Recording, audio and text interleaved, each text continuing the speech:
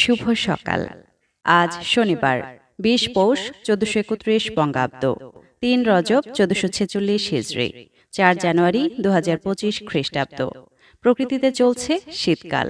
শীতের এই সময়টাতে আপনার পরিবারের বয়োজ্যেষ্ঠ এবং শিশুদের প্রতি বিশেষ যত্ন নিন।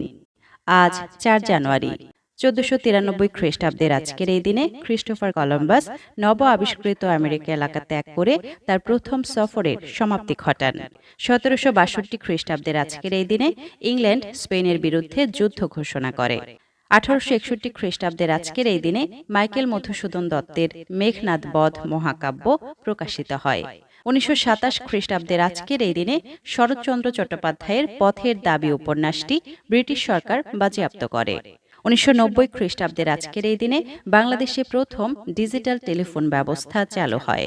এবং ১৬৪৩ খ্রিস্টাব্দের আজকের এই দিনে ইংরেজ পদার্থবিজ্ঞানী, গণিতবিদ, জ্যোতির্বিদ, দার্শনিক ও উদ্ভাবক স্যার আইজ্যাক নিউটন জন্মগ্রহণ করেন।